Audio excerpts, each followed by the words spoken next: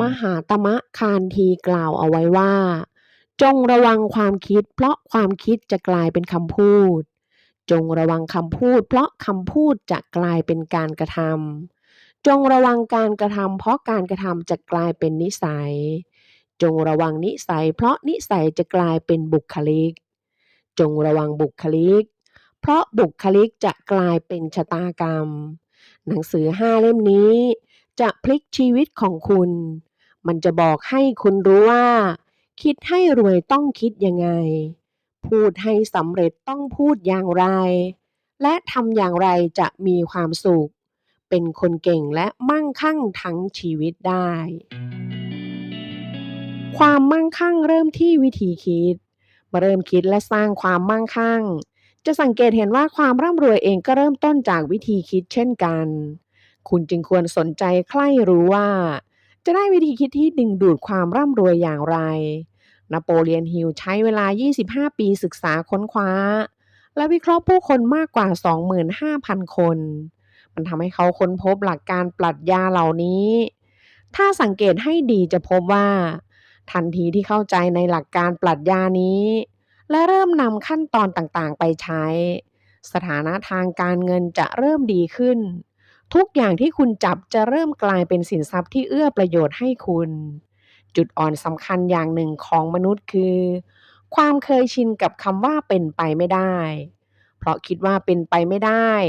มันจึงทำให้กฎทุกอย่างใช้ไม่ได้ผลหนังสือเล่มนี้เหมาะสำหรับคนที่กำลังแสวงหาวิธีสร้างความร่ำรวยและคนที่ยินดีทุ่มสุดตัวเพื่อทำตามวิธีเหล่านี้ความสำเร็จเป็นของคนที่ใฝ่หาความสำเร็จส่วนความล้มเหลวก็เป็นของคนที่ปล่อยให้ตัวเองใฝ่หาความล้มเหลววัตถุประสงค์ของหนังสือเล่มนี้คือเปลี่ยนคนที่ใฝ่หาความล้มเหลวให้กลายเป็นคนที่ใฝ่หาความสำเร็จจุดได้อย่างหนึ่งของคนส่วนใหญ่คือนิสัยชอบวัดทุกสิ่งและทุกคนด้วยความรู้สึกและความเชื่อของตัวเองบางคนที่กำลังฟังอยู่ตอนนี้อาจมีความเชื่อว่าไม่มีใครคิดและสร้างความมั่งคั่งได้คนเหล่านี้ไม่สามารถคิดถึงความร่ำรวยได้เพราะนิสัยการคิดของพวกเขาจมอยู่กับความยากจนความอยากความทุกข์ความล้มเหลวและความพ่ายแพ้ในจักรวาลนี้มีพลังอย่างหนึ่งที่ทำให้ความคิดในหัวกลายเป็นจริงพลังนี้มันมีอิทธิพลในการเปลี่ยนความคิดของคนเราให้กลายเป็นความจริงทางกายภาพขึ้นมาได้ความร่ำรวยมันเริ่มต้นที่วิธีคิดและเป้าหมายแน่วแน่ชัดเจนจงเรียนรู้วิธีที่จะควบคุมความคิดของคุณจากหนังสือเล่มนี้เพราะความคิดคือจุดเริ่มต้นที่จะทำให้คุณประสบความสำเร็จทั้งในด้านเงินทองด้านความสัมพันธ์อำนาจความสุขสงบทางใจและสถานะทางสังคม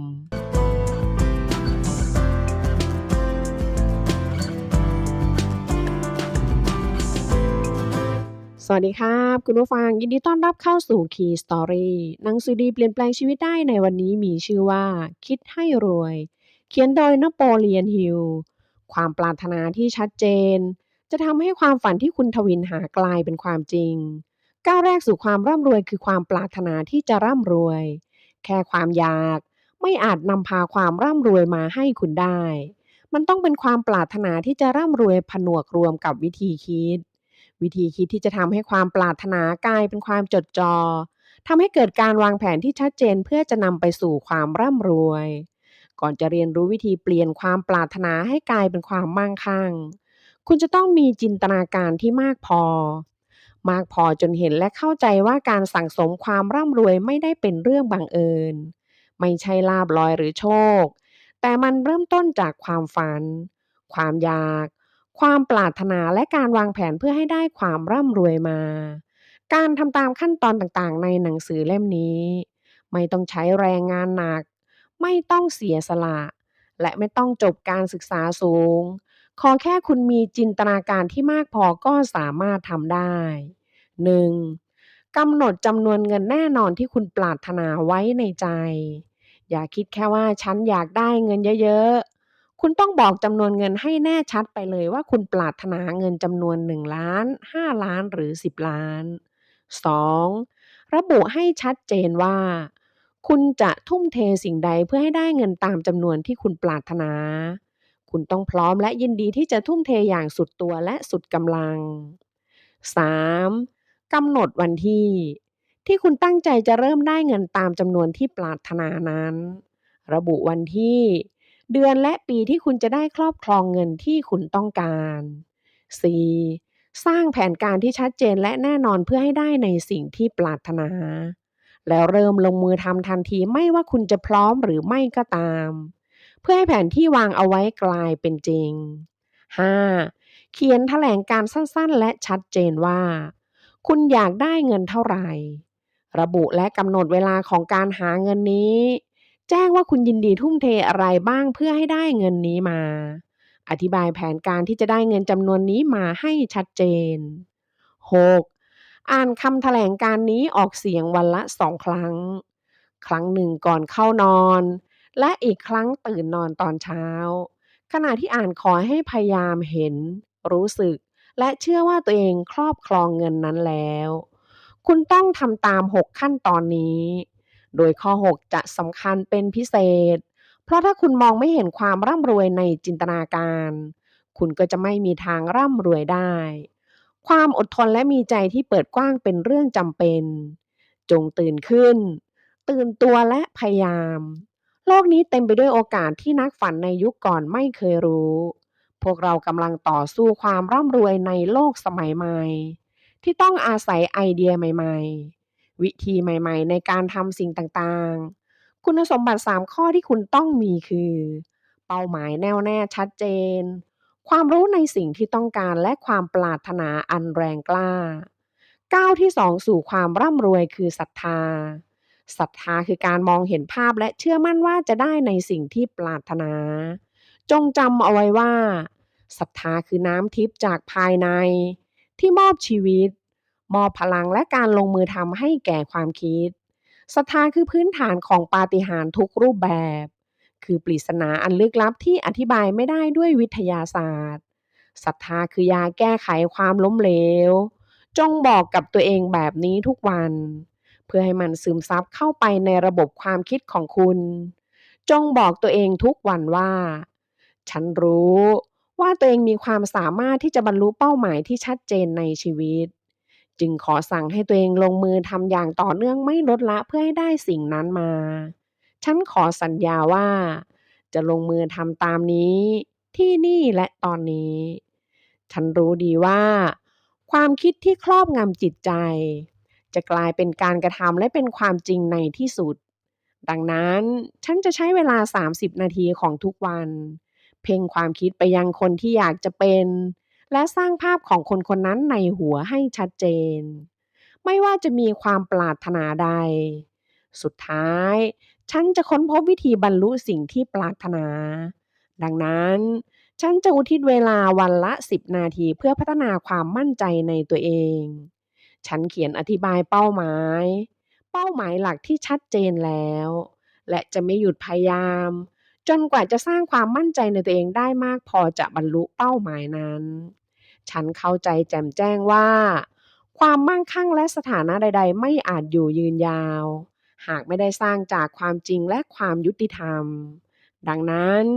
ฉันจะไม่ยุ่งเกี่ยวกับการกระทำใดๆที่ไม่ก่อประโยชน์แก่ทุกฝ่ายที่เกี่ยวข้อง ฉันจะประสบความสำเร็จด้วยการดึงดูดพลังที่อยากใช้และการร่วมมือของคนอื่นๆมาสู่ตัวเอง ฉันจะโน้มน้าวให้คนอื่นทำเพื่อฉันและฉันจะตั้งใจทำเพื่อคนอื่นด้วย ฉันจะกำจัดความเกลียดชังความอิจฉาริษยาความเห็นแก่ตัวและความคิดเยาะเย้ยถากถางโดยการให้ความรักต่อมนุษยชาติ เพราะรู้ดีว่าการคิดลบต่อผู้อื่นจะไม่ช่วยให้ตัวเองประสบความสำเร็จ ฉันจะทำให้คนอื่นเชื่อมั่นในตัวฉัน เพราะฉันเชื่อมั่นในพวกเขาและตัวเอง จงบอกตัวเองแบบนี้ทุกวัน เพราะมันจะส่งผลต่อความคิดและการกระทำของคุณ มันจะทำให้คุณพึ่งพาตัวเองได้และทำให้คุณประสบความสำเร็จได้ก้าวที่3สู่ความร่ำรวยคือการแนะนำตัวเอง ไม่มีความคิดใดที่จะเข้าไปถึงจิตใต้สำนึกได้โดยไม่ผ่านการแนะนำตัวเองจิตใต้สำนึกเปรียบได้กับสวนที่อุดมสมบูรณ์ ถ้าไม่ได้หว่านเมล็ดพันธุ์ที่ต้องการเอาไว้หญ้าต่างๆก็จะเจริญเติบโตในสวนแทนการแนะนำตัวเองคือเครื่องมือช่วยกำหนดว่าเราจะป้อนจิตใต้สำนึกด้วยความคิดดีๆและสร้างสรรค์ความสามารถในการเข้าถึงและชักจูงจิตใต้สำนึกของคุณมีราคาที่ต้องจ่ายซึ่งนั่นก็คือความภาคเพียรในการทำตามทั้ง13ขั้นตอนอย่างสุดกำลังก้าวที่4สู่ความร่ำรวยคือความรู้เฉพาะทางก่อนจะเปลี่ยนความปรารถนาของคุณเป็นเงินตราคุณต้องได้ความรู้เฉพาะทางในเรื่องการบริการเรื่องสินค้าหรือเรื่องของงานที่จะทำเพื่อแลกกับความมั่งคั่งความรู้เฉพาะทางมันจะไม่มีคุณค่าเลยถ้านำไปใช้ประโยชน์ไม่ได้คนที่ประสบความสำเร็จจะไม่เคยหยุดแสวงหาความรู้เฉพาะทางที่เกี่ยวข้องกับจุดมุ่งหมายธุรกิจหรืออาชีพของพวกเขาเลยก้าวที่5สู่ความร่ำรวยคือจินตนาการกล่าวกันว่าคนเราสร้างได้ทุกอย่างถ้าจินตนาการถึงสิ่งนั้นได้ความสามารถในการจินตนาการทำให้ช่วง50ปีที่ผ่านมาได้ค้นพบและควบคุมการใช้พลังธรรมชาติมากกว่าช่วงเวลาอื่นๆในประวัติศาสตร์ของมนุษยชาติจงใช้จินตนาการของคุณสร้างแผนเพื่อเปลี่ยนความปรารถนาของคุณให้เป็นเงินจงทำตามขั้นตอนที่เหมาะสมกับความต้องการของคุณแล้วเขียนแผนการลงบนกระดาษก้าวที่6สู่ความร่ำรวยคือการวางแผนอย่างเป็นระบบการวางแผนอย่างเป็นระบบคือความปรารถนาที่ตกผลึกจนกลายเป็นการลงมือทำ4ขั้นตอนการสร้างแผนการที่ทำได้จริงคือ 1. พาตัวเองไปอยู่ในกลุ่มผู้เชี่ยวชาญเพื่อสร้างและบรรลุแผนความมั่งคั่งของคุณ 2. หาข้อได้เปรียบและเสียเปรียบในกลุ่มพันธมิตรผู้เชี่ยวชาญเพื่อจะได้แลกเปลี่ยนและตอบแทนสมาชิกกลุ่มแต่ละคน 3. นัดหมายเพื่อพบปะหารือกับกลุ่มผู้เชี่ยวชาญอย่างน้อยสัปดาห์ละ2ครั้งหรือบ่อยกว่านั้นเพื่อให้คุณได้แผนการสร้างความมั่งคั่งที่สมบูรณ์ที่สุด 4. สร้างความสมานฉันท์กับสมาชิกกลุ่มผู้เชี่ยวชาญแต่ละคนเพื่อให้เกิดมิตรภาพและความสามัคคีภายในกลุ่มไม่มีใครมีประสบการณ์การศึกษาพรสวรรค์และความรู้มากพอที่จะสร้างความมั่งคั่งได้โดยไม่อาศัยความร่วมมือจากคนอื่นถ้าแผนการแรกไม่ประสบความสำเร็จจงสร้างแผนใหม่ ถ้าแผนใหม่ยังไม่ได้ผลอีกก็หาแผนใหม่ไปเรื่อยๆจนกว่าจะได้แผนที่ใช่เหตุผลที่เฮนรี่ฟอร์ดมั่งคั่งไม่ใช่เพราะเขามีสติปัญญาเหนือกว่าคนอื่นแต่เป็นเพราะเขาสร้างและทำตามแผนการที่เข้าท่ามีคนเป็นพันที่มีการศึกษาดีกว่าฟอร์ดแต่คนเหล่านั้นกลับยากจนเพราะไม่มีแผนการสร้างเงินทองที่ดีก้าวที่7สู่ความร่ำรวยคือการตัดสินใจ จากการวิเคราะห์คนหลายร้อยที่สั่งสมความมั่งคั่งได้เกิน$1,000,000เพราะว่าคนเหล่านั้นมีนิสัยตัดสินใจได้ทันท่วงทีและเปลี่ยนการตัดสินใจนั้นอย่างช้าๆหากจำเป็นคนส่วนใหญ่ที่ล้มเหลวในการได้เงินทองตามต้องการนั้นมักถูกความคิดเห็นคนอื่นชักจูงได้ง่ายๆคนพวกนี้ยอมให้ข่าวและพวกเพื่อนบ้านช่างนินทาคิดแทนตัวเองความคิดเห็นเป็นสินค้าราคาถูกที่สุดในโลก เพราะใครๆก็มีความคิดเห็นและพร้อมจะสาดความคิดเห็นของตนไปยังคนที่พร้อมจะยอมรับถ้าโดนความคิดเห็นคนอื่นชักจูงขณะตัดสินใจคุณจะไม่อาจประสบความสำเร็จกับเรื่องใดๆได้เลยโดยเฉพาะการเปลี่ยนความปรารถนาเป็นเงินตราถ้าถูกชักจูงโดยความคิดเห็นคนอื่นคุณจะไม่มีความปรารถนาของตัวเองคุณมีสมองและความคิดของตัวเอง จงใช้มันและกล้าตัดสินใจด้วยตัวเอง ถ้าคุณต้องการข้อเท็จจริงเพื่อช่วยในการตัดสินใจ ควรหาข้อเท็จจริงและข้อมูลที่ต้องการอย่างเงียบๆ โดยไม่เปิดเผยเป้าหมายกับใคร จงเปิดหูและเปิดตาให้กว้าง แล้วปิดปากของคุณเอาไว้ ถ้าอยากมีนิสัยตัดสินใจอย่างรวดเร็ว เพราะคนที่จะตัดสินใจได้อย่างรวดเร็วจะฟังมากกว่าพูด คนที่ตัดสินใจรวดเร็วและแน่วแน่คือคนที่รู้ว่าตัวเองต้องการสิ่งใดผู้นำจากทุกวงการจะตัดสินใจได้อย่างเด็ดขาดและรวดเร็วการตัดสินใจเด็ดขาดมักต้องใช้ความกล้าคนที่ไม่กล้าตัดสินใจคนที่เพิกเฉย คนที่ไม่วางแผน คนที่ไม่เรียกร้องอิสรภาพทางการเงิน ไม่เรียกร้องความร่ำรวยและไม่เรียกร้องตำแหน่งหน้าที่การงานที่ดี จะไม่มีวันได้สิ่งเหล่านั้น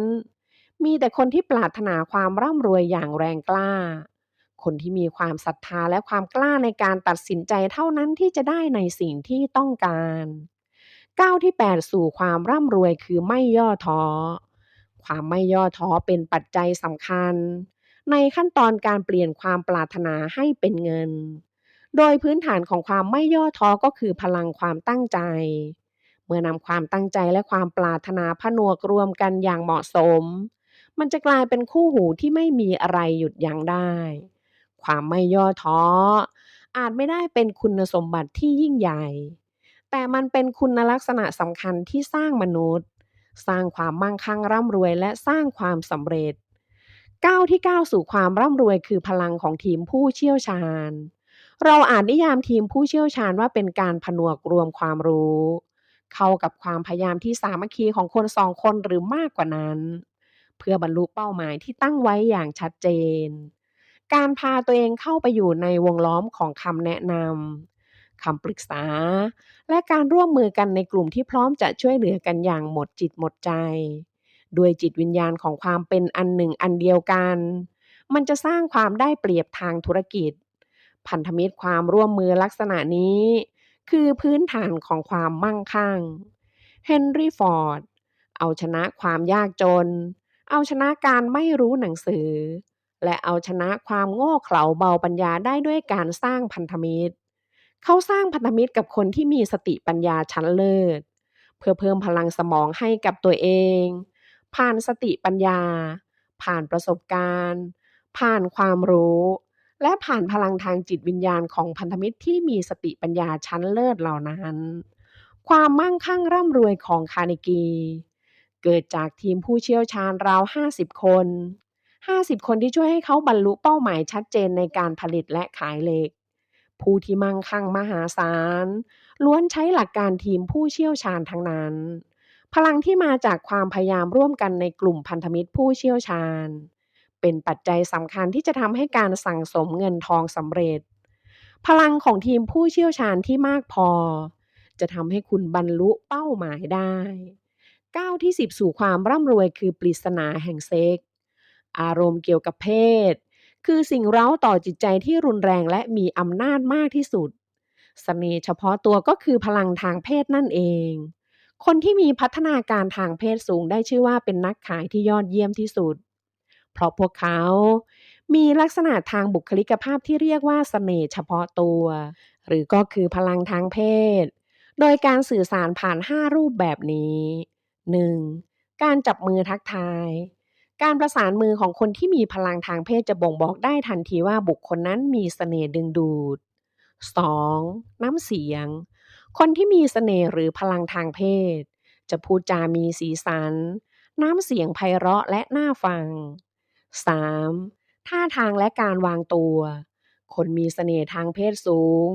จะเคลื่อนไหวคล่องแคล่วสง่างามและเป็นธรรมชาติ 4. การสั่นสะเทือนของความคิดคนมีเสน่ห์ทางเพศสูงจะผสมอารมณ์ทางเพศกับความคิดของตนและสร้างอำนาจในการชักจูงคนรอบข้างได้อย่างน่าทึ่ง 5. การแต่งกายคนมีเสน่ห์ทางเพศสูงมักใส่ใจในภาพลักษณ์ของตนจะเลือกรูปแบบการแต่งกายที่เข้ากับบุคลิก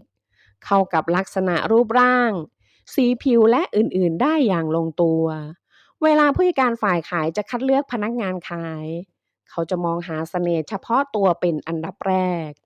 คนที่ไม่มีพลังทางเพศจะไม่มีความกระตือรือร้นและไม่อาจกระตุ้นให้ผู้อื่นกระตือรือร้นไปด้วยความกระตือรือร้นเป็นปัจจัยที่สำคัญที่สุดอย่างหนึ่งในการขายไม่ว่าคุณจะขายอะไรก็ตามนักขายที่ประสบความสำเร็จระดับเซียนจะมีความสามารถในการแปลพลังทางเพศให้เป็นความกระตือรือร้นในการขายได้ก้าวที่11สู่ความร่ำรวยคือจิตใต้สำนึกจิตใต้สำนึกคือที่อยู่ของจิตใจส่วนสำนึกรู้คิดที่ทุกความรู้สึกนึกคิดผ่านสัมผัสทั้ง5จะถูกจัดกลุ่มและบันทึกไว้จิตใต้สำนึกจะดึงพลังงานจากอัจฉริยภาพของจักรวาล เพื่อสร้างพลังที่จะเปลี่ยนแปลงความปรารถนาให้กลายเป็นสิ่งที่จับต้องได้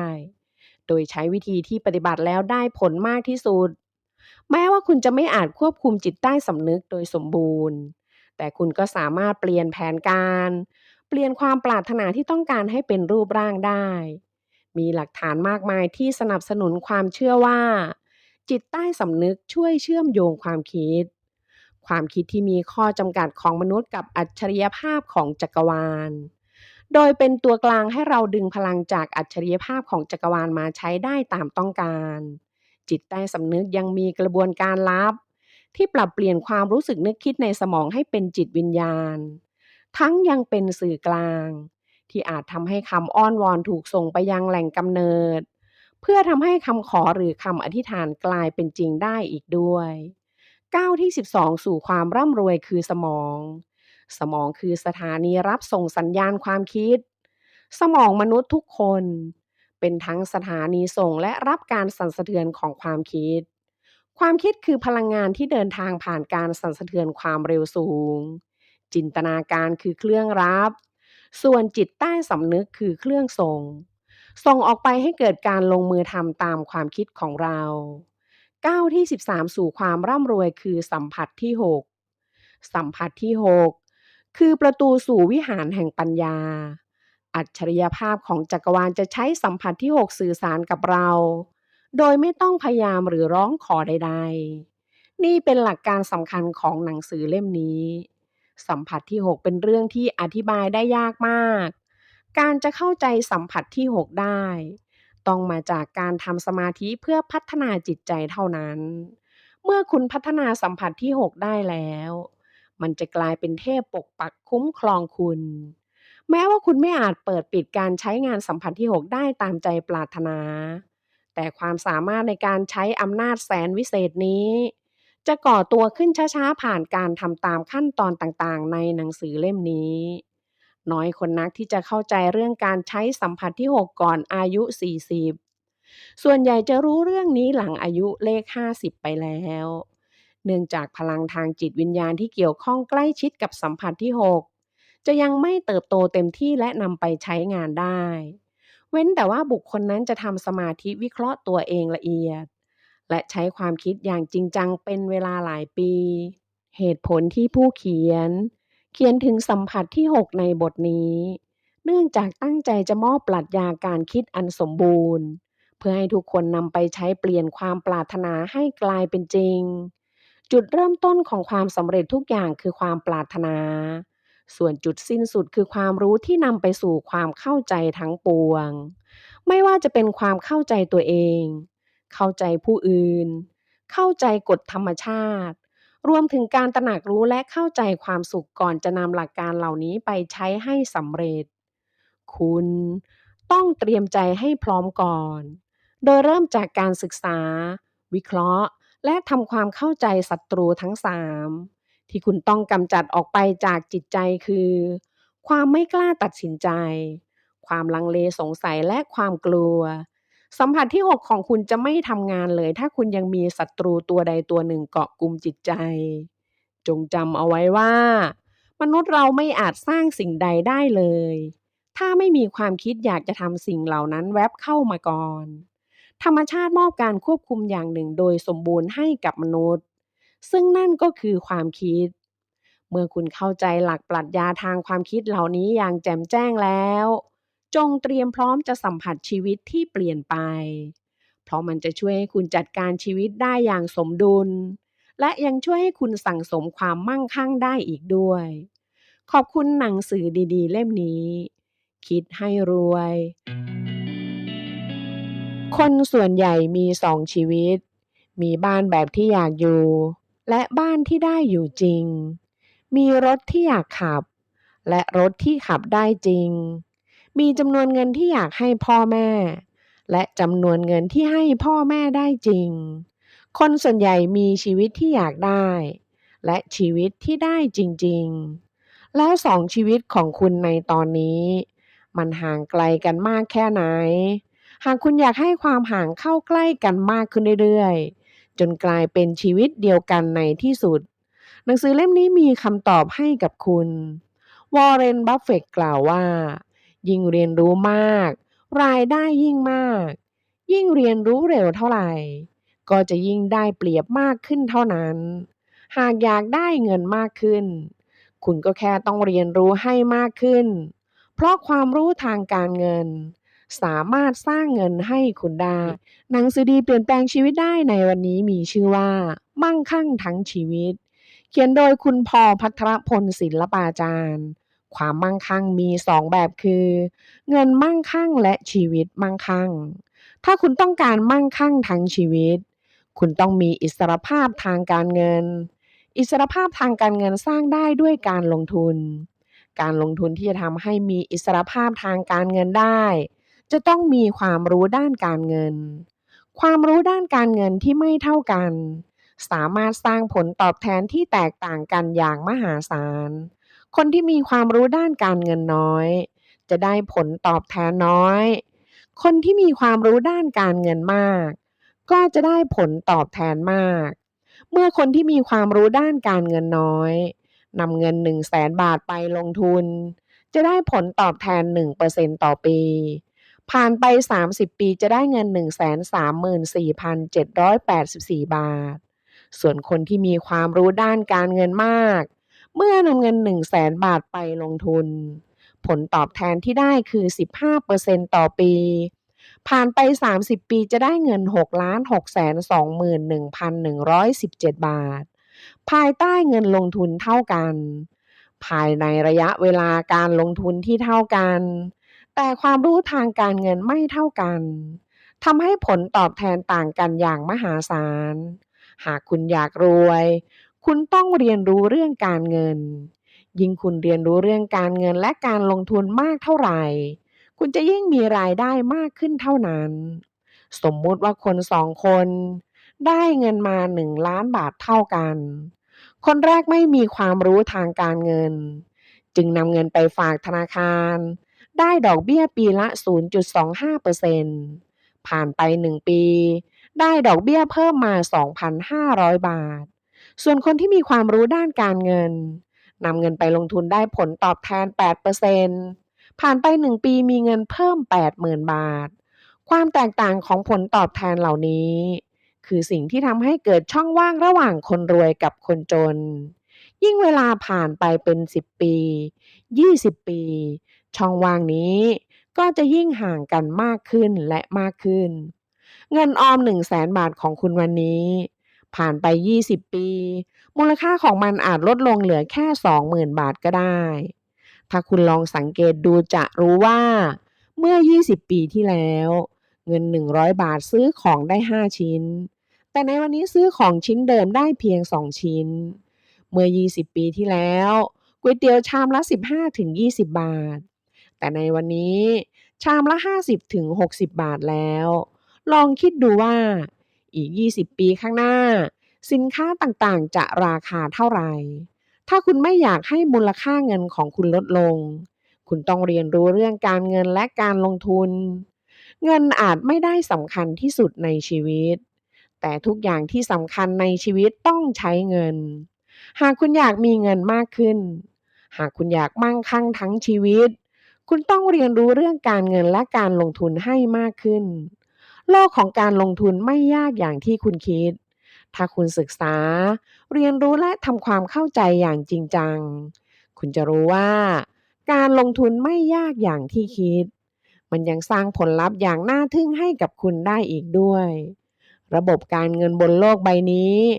แบ่งออกเป็น2 กลุ่มคือตลาดเงินและตลาดทุนตลาดเงินเป็นระบบการเงินการลงทุนที่เกี่ยวกับเงินล้วนๆผลตอบแทนการลงทุนจะอยู่ในรูปแบบของดอกเบี้ยตัวอย่างเช่นเงินฝากธนาคารและตั๋วเงินคลังมีความเสี่ยงและผลตอบแทนน้อยเหมาะสำหรับการลงทุนระยะสั้นไม่เกิน1 ปีตลาดทุนจะเป็นระบบการลงทุนที่มากกว่าตลาดเงินอยู่ในรูปแบบของทรัพย์สินเป็นการลงทุนเพื่อรับผลตอบแทนที่สูงขึ้น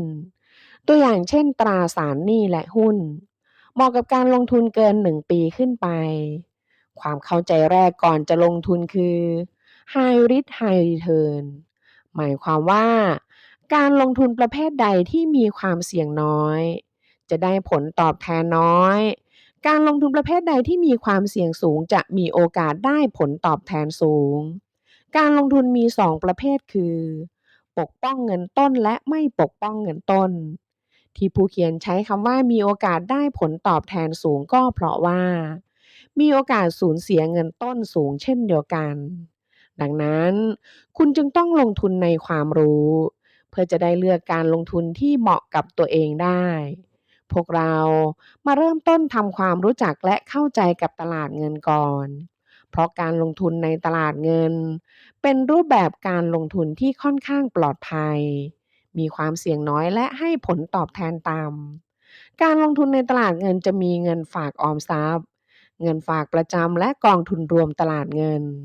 สำหรับใครที่มีเงินก้อนอยากพักเงินชั่วคราว แต่ไม่อยากปล่อยเงินคาบัญชีเอาไว้เฉยๆ อยากให้เงินก้อนนั้นออกดอกออกผลและสร้างผลตอบแทนกลับมา กองทุนตลาดรวมตลาดเงินหรือ MMF เป็นตัวเลือกที่ดีมาก MMF คือกองทุนรวมที่นำเงินของนักลงทุนไปลงทุนในตราสารหนี้ระยะสั้นซึ่งมีความเสี่ยงต่ำตัวอย่างเช่นลงทุนในเงินฝากตัวแลกเงินพันธบัตรรัฐบาลและหุ้นกู้ข้อดีของกองทุน MMF คือความเสี่ยงต่ำสภาพคล่องสูงผลตอบแทนสูงกว่าเงินฝาก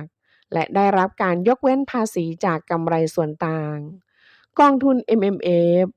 เหมาะสำหรับคนที่ต้องการพักเงินในระยะสั้นคนที่ต้องการลงทุนในสินทรัพย์ความเสี่ยงต่ำและคนที่ต้องการสภาพคล่องสูง กองทุนรวมตลาดเงินมี2ประเภทคือตราสารหนี้ภาครัฐเป็นกองทุนที่มีความเสี่ยงต่ำจะเน้นการลงทุนในตราสารหนี้ภาครัฐเป็นหลักส่วนกองทุนเงินตลาดรวมทั่วไป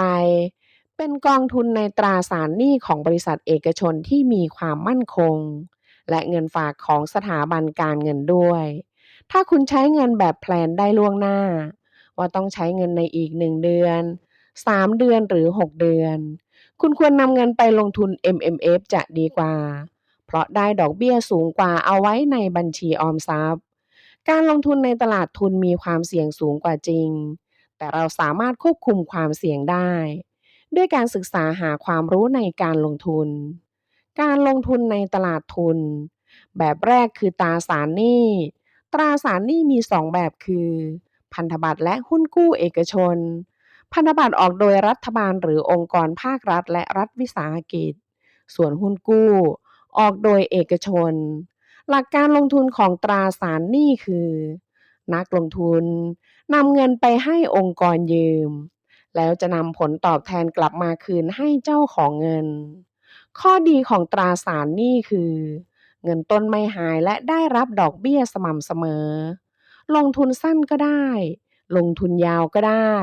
เป็นแหล่งรายได้ประจำ ผลตอบแทนมากกว่าเงินฝาก ขายก่อนเวลาครบกำหนดได้ สำหรับใครที่อยากลงทุนในอสังหาริมทรัพย์แต่ติดที่ทุนน้อย กองทุนรวมอสังหาริมทรัพย์คือการลงทุนในอสังหาริมทรัพย์ทางอ้อม เป็นเจ้าของธุรกิจอสังหาได้ โดยไม่ต้องซื้อตึก แต่ซื้อหุ้นแทน หลักการคือนำเงินไปร่วมลงทุนกับธุรกิจอสังหาริมทรัพย์ที่ปล่อยเช่าได้อยู่แล้ว เช่นห้างสรรพสินค้า ออฟฟิศบิลดิ่ง โรงแรม อพาร์ตเมนต์ โกดังและสนามบิน เริ่มจากเงินทุนเรา หรือนักลงทุนคนละ 1,000-2,000 แต่รวมกันแล้วได้หลายหมื่นหลายแสนคน รวมถึงนักลงทุนรายใหญ่และสถาบันก็ลงทุนร่วมกัน กลายเป็นเงินมหาศาลหลักพันล้านหมื่นล้าน จากนั้นผู้จัดการกองทุนจะเอาเงินไปเลือกลงทุนในทรัพย์สินที่มีค่าเช่าประจำแล้วนำกำไรประมาณ 90% มาแบ่งนักลงทุน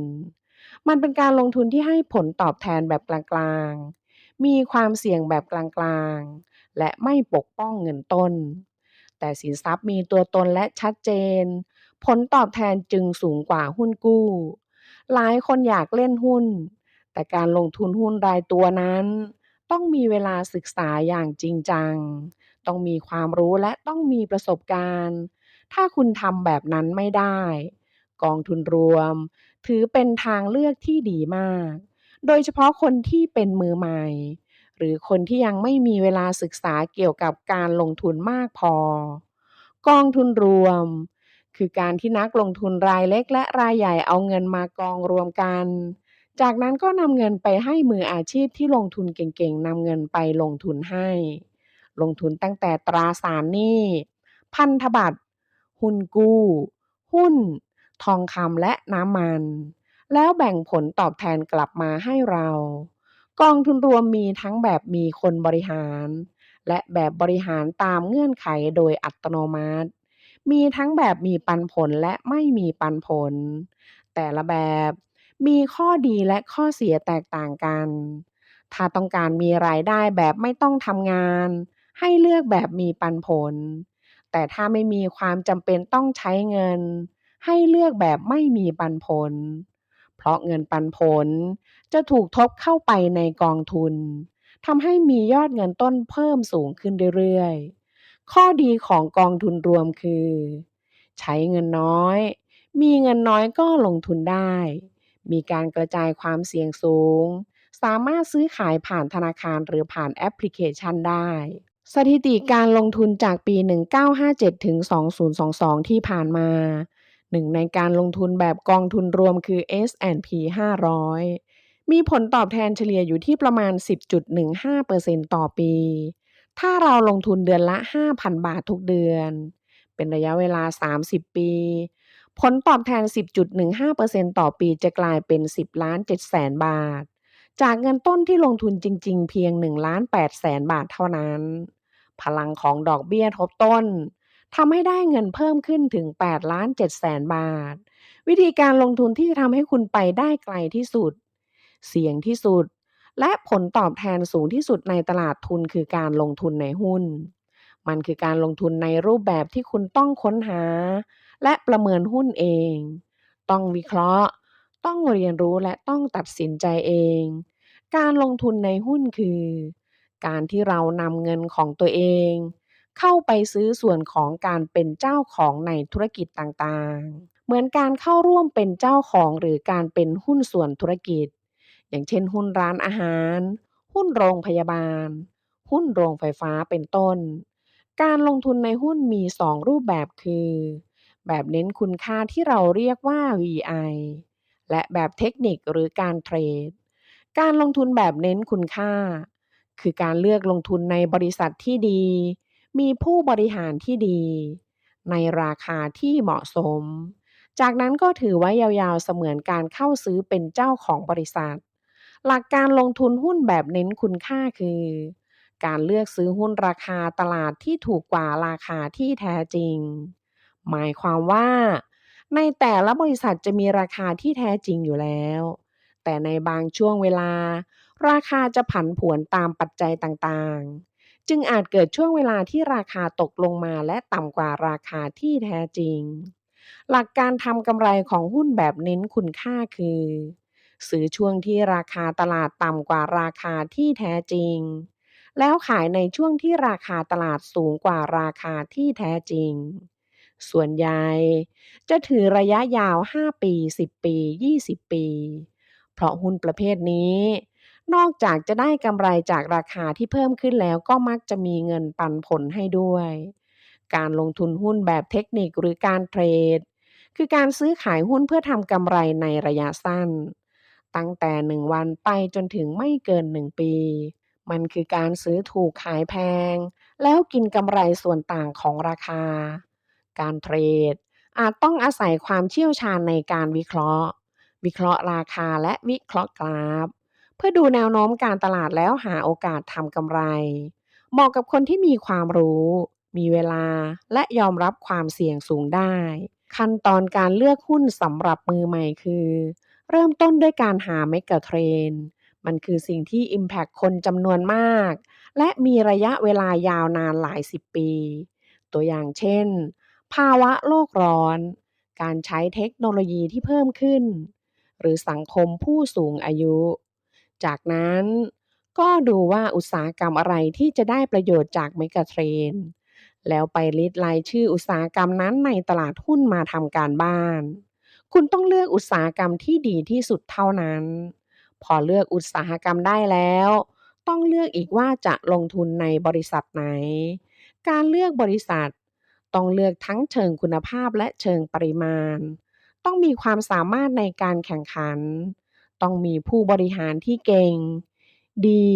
มีความสามารถและมีคุณธรรม ต้องเป็นบริษัทที่มีผลกำไร มีแนวโน้มเติบโตสูง ที่สำคัญ คุณต้องคิดว่ากำลังซื้อบริษัทไม่ใช่ซื้อหุ้น คุณต้องหลับตาและเห็นว่าอีก 5 ปีหรือ 10 ปีหลังจากนี้ กิจการของคุณจะเติบโตขึ้นและมีกำไรมากขึ้นอย่างต่อเนื่อง เพื่อเป็นการกระจายความเสี่ยง คุณไม่ควรซื้อแค่บริษัทเดียว ควรเลือก 5 บริษัทที่ดีที่สุดจาก 5 อุตสาหกรรม อย่าลงทุนในอุตสาหกรรมเดียว เพราะหากเกิดปัญหาจะทำให้พอร์ตการลงทุนแย่ตามไปด้วย ช่วงนี้ผู้คนหันมาสนใจและลงทุนกับคริปโตเคอเรนซีเป็นจำนวนมาก มันคือสกุลเงินที่ถูกเข้ารหัส มันเป็นทรัพย์สินในรูปแบบดิจิทัล มันถูกสร้างขึ้นมาบนเทคโนโลยีบล็อกเชนที่ไม่ต้องมีตัวกลางคอยควบคุม เราเรียกคริปโตเคอเรนซีว่าเหรียญ บิตคอยน์คือคริปโตเคอเรนซีชนิดแรกที่เกิดขึ้นในปี 2008 ในโลกนี้มีทั้งหมด 21 ล้านเหรียญเท่านั้น เมื่อผู้คนยอมรับบิตคอยน์มากขึ้น และมองเห็นบิตคอยน์ยังมีข้อผิดพลาด มีข้อเสียและมีปัญหาบางด้านอยู่ ผู้คนจึงได้คิดค้นเหรียญประเภทอื่นๆขึ้นมา เพื่อปิดจุดบอดของบิตคอยน์มันคือเหรียญคริปโตเคอเรนซีประเภทออลคอยน์ปัจจุบันเหรียญเหล่านี้มีมากมายถึงหลักพันหลักหมื่นเหรียญแล้ว แต่ที่ได้รับความนิยมที่สุดคืออีเธเรียมและ BNB การลงทุนในบิตคอยน์มี 3 รูปแบบคือ การขุด การเทรดและการถือยาวสำหรับคนที่คิดจะลงทุนในคริปโตเคอเรนซีต้องมีเงินสำรอง 6-10 เดือน ต้องมีการลงทุนประเภทอื่นที่ทำให้เกษียณได้ในระยะยาวด้วย ถ้ามีทั้งสองข้อแล้ว สามารถพิจารณาการลงทุนได้ เพราะการลงทุนประเภทนี้มีความเสี่ยงสูงมาก Mindset การลงทุนแบบคน 1% คือ เลือกบริษัทที่มีความสามารถในการแข่งขันระยะยาว เลือกบริษัทที่ดีที่มีความสามารถในการแข่งขันสูง มีคนมาแข่งขันด้วยยาก ทั้งในเรื่องของต้นทุน ราคาและแบรนด์ การเป็นนักลงทุนคือการนำเงินลงไปร่วมเป็นเจ้าของบริษัท ดังนั้นต้องเลือกบริษัทที่มีผู้บริหารดี มีคุณธรรม สามารถดูแลคนได้ สามารถนำพาองค์กรให้เติบโตอย่างมั่นคงได้ ต้องลงทุนในสิ่งที่รู้จริงไม่ใช่สิ่งที่คิดว่ารู้ ต้องเลือกบริษัทที่ดี บริษัทที่มีมูลค่าสูงในราคาที่ต่ำกว่าราคาที่ควรจะเป็น เพราะราคาคือสิ่งที่คุณต้องจ่าย และมูลค่าคือสิ่งที่คุณต้องได้ ดังนั้น ก่อนตัดสินใจซื้อขายต้องตัดสินใจให้ดีที่สุด การลงทุนที่ดีต้องไม่ขาดทุน ต้องปกป้องเงินต้นเป็นหลัก และต้องใช้เงินต้นที่มีให้งอกเงยได้มากที่สุดด้วย เวลาพิจารณาเลือกซื้อหุ้น ให้คิดว่าเรากำลังเข้าซื้อบริษัทนี้ทั้งบริษัท ลองพิจารณาดูว่า ถ้าเราเป็นเจ้าของบริษัทนี้ เราจะรู้สึกอย่างไร ถ้าคิดว่าการเป็นเจ้าของบริษัทนี้ยอดเยี่ยมมากก็เข้าซื้อ แต่ถ้าคิดว่าการเป็นเจ้าของบริษัทนี้ไม่เวิร์กก็ไม่ต้องซื้อ ความร่ำรวยส่วนใหญ่เป็นผลมาจากนิสัย 3 สิ่งที่คนรวยทำจนเป็นนิสัยคือ หาเวลาเพิ่ม หาเวลาเพิ่มด้วยการวางระบบธุรกิจ เพื่อให้ระบบทำงานแทน เพื่อจะได้มีเวลามากขึ้น ซื้อทรัพย์สิน ทรัพย์สินที่มีมูลค่าเพิ่มมากขึ้นเมื่อเวลาผ่านไป เสพความรู้ เพราะยิ่งรู้มาก รายได้ก็ยิ่งมากตามไปด้วย หากคุณอยากเป็นนักลงทุนที่ร่ำรวย อย่าซื้อแพงขายถูก เวลาเกิดเหตุการณ์ไม่ดี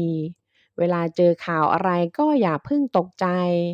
ต้องมีสติและไม่ใช้อารมณ์ ต้องใช้ข้อมูลและเหตุผลในการลงทุนอย่าดูราคาบ่อยเกินไป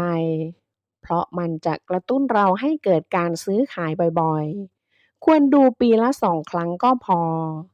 การถือครองหุ้นไว้5 ปีหรือ10 ปีจะทำให้ดอกเบี้ยทบต้นเพิ่มขึ้นเรื่อยๆอย่าติดกับดักราคาถูกนักลงทุนที่ประสบความสำเร็จจะดูที่คุณค่าและเปอร์เซ็นต์ผลตอบแทนจะไม่เลือกซื้อหุ้นที่ราคาแต่จะเลือกซื้อหุ้นที่คุณค่ามากกว่าอย่าใจร้อนต้องรู้จักอดเปรี้ยวไว้กินหวานอดทนรอคอยเป็น10 ปีเพื่อให้พอร์ตโตเพื่อจะได้ผลตอบแทนเพิ่มขึ้นอย่างมหาศาลการลงทุนที่ดีที่สุดคือการลงทุนที่ตอบโจทย์ทุกเป้าหมายของคุณจงเขียนเป้าหมายและความต้องการของคุณออกมาให้ชัดเจนจากนั้นก็วางแผนและลงมือทำทันทีถ้าคุณบินไม่ได้คุณก็วิ่งถ้าคุณวิ่งไม่ได้คุณก็เดินถ้าคุณเดินไม่ได้คุณก็คลานไม่ว่าจะเกิดอะไรขึ้นขอแค่คุณไม่หยุดขอแค่คุณก้าวไปข้างหน้าเสมอถ้าคุณก้าวไปข้างหน้าตลอดเวลาก้าวเร็วบ้างก้าวช้าบ้างแต่ไม่เคยหยุดก้าวชีวิตคุณจะประสบความสำเร็จอย่างแน่นอนขอบคุณหนังสือดีๆเล่มนี้มั่งคั่งทั้งชีวิตชาวญี่ปุ่นมีความเชื่อที่เรียกว่าโคโตะดามะหมายความว่าในคำพูดมีพลังที่จะเปลี่ยนแปลงชะตากรรมของคนเราได้แต่คนมากมายกลับไม่รู้และไม่เคยสนใจคำพูดที่ใช้ทุกวันถ้าคุณสังเกตดีๆคุณจะรู้ว่าคนที่มีความสุขและประสบความสำเร็จพวกเขาจะมีวิธีใช้คำพูดที่เหมือนกันคือพูดแต่เรื่องดีๆเพราะพวกเขารู้ดีว่านอกจากความสามารถและความเพียรพยายามแล้วคำพูดคือตัวช่วยสำคัญที่จะทำให้เข้าใกล้ความสุขและความสำเร็จมากขึ้นเรื่องนี้มันไม่ใช่ปาฏิหาริย์ใดๆเพราะคำพูดที่เราใช้มันคือสิ่งสะท้อนอยู่ในใจ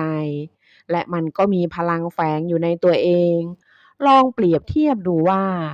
เมื่อเกิดเหตุการณ์ไม่คาดคิดเกิดขึ้นหากเราพูดว่าซวยจริงๆกับพูดว่าไม่เป็นไรเดี๋ยวมันก็ผ่านไปคำพูดไหนที่จะทำให้เราสบายใจและมีแรงสู้ต่อไปคำพูดที่ดีทั้งกับตัวเองและคนอื่นจะดึงดูดความสุขและความสำเร็จไม่จบสิ้นเพราะทันทีที่เราพูดเรื่องดีคนที่ได้ยินชัดที่สุดคือตัวเราเองขณะเดียวกันการพูดเรื่องดีกับคนอื่นก็เท่ากับเพิ่มเสน่ห์ให้ตัวเองใครๆก็อยากเข้าใกล้ทำให้มีคนรู้จักมากขึ้นเมื่อมีคนรู้จักมากขึ้นโอกาสที่จะมีคนช่วยเหลือด้านต่างๆก็มีมากขึ้นมันจึงไม่แปลกที่คำพูดเปลี่ยนชะตาชีวิตของเราได้หนังสือเล่มนี้จะให้ทางลัดสู่ความสำเร็จกับคุณหนังสือดีเปลี่ยนแปลงชีวิตได้ในวันนี้มีชื่อว่าพูดเรื่องบวกเรียกโชคดีพูดเรื่องดีเรียกความสุขเขียนโดยอุเอะนิชิอากิระคนเรามีอยู่2 ประเภทคือคนที่ภาวนาว่าอยากเป็นแบบนั้นแล้วทำตามสิ่งที่คิดไว้ทันทีคนกลุ่มนี้จะใช้ชีวิตได้อย่างมีความสุขส่วนคนอีกประเภทหนึ่งคือคนที่ทำสิ่งที่ปรารถนาให้เป็นจริงไม่ได้สิ่งที่ทำให้คน2 ประเภทนี้แตกต่างกันก็คือคำพูดที่พวกเขาใช้อยู่เป็นประจำพลังของคำพูดยิ่งใหญ่เกินอย่างวัดได้คนที่ประสบความสำเร็จส่วนใหญ่ต่างก็รับรู้เรื่องนี้เป็นอย่างดีเพราะเหตุนี้เองพวกเขาถึงระมัดระวังการใช้คำพูดของตนเองเป็นอย่างมากพวกเขาจะพยายามใช้คำพูดที่ทำให้สภาพจิตใจเป็นไปในทางบวกจะไม่ใช้คำพูดเชิงลบเพราะมันจะดึงสิ่งไม่ดีเข้าหาตัวคนที่ใช้คำพูดเชิงบวกเป็นประจำและทำให้สภาพจิตใจอยู่ในสภาวะบวกจะมีแต่เรื่องดีๆเข้ามาหาคนที่ใช้คำพูดเชิงบวกตีความสิ่งต่างๆจะไม่มีวันหดหู่เหตุการณ์ที่เกิดขึ้นรอบตัวเราจะเปลี่ยนแปลงไปอย่างไรก็ได้ขึ้นอยู่กับวิธีการมองและวิธีการตีความของเราทุกเรื่องราวที่เกิดขึ้นมีหลายด้านเสมอการเปลี่ยนวิธีคิดเพียงเล็กน้อยจะทำให้มองเห็นด้านดีๆได้ แม้ในเวลาที่เกิดเรื่องร้ายๆก็ให้พยายามตีความด้วยคำพูดในเชิงบวกเท่าที่จะทำได้คนที่ชอบตำหนิตัวเองในเวลาที่ทำอะไรผิดพลาดก็เหมือนส่งความโกรธและความเกลียดชังไปเผาผลาญตัวเองซึ่งบางครั้งอาจทำให้ตัวเองบาดเจ็บโดยไม่รู้ตัวคนที่มักพูดว่าคนอย่างฉันทำอะไรก็ไม่สำเร็จฉันเป็นคนโชคร้ายไม่มีทางมีความสุขได้หรอกอิจฉาคนนั้นจังเลยถ้าฉันเป็นแบบนั้นบ้างคงจะดีคนที่พร่ำบ่นถึงสิ่งที่ไม่พอใจเกี่ยวกับตนเองจะทำให้เรื่องดีๆไม่เข้ามาหาดรโจเซฟเมอร์ฟีนักปรัชญาแห่งความสำเร็จเคยบรรยายเอาไว้ว่าภายในใจของคนเรามีสิ่งหนึ่งที่เรียกว่าจิตใต้สำนึกอยู่จิตใต้สำนึกมีพลังมหาศาล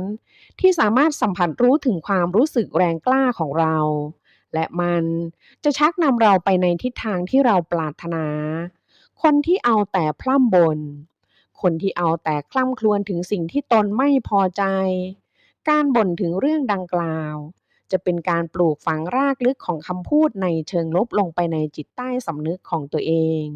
มันจึงทำให้ไม่มีเรื่องดีๆเกิดขึ้นในชีวิตคำพูดเชิงบวกช่วยเปลี่ยนรูปลักษณ์ภายนอกให้ดูดีขึ้นได้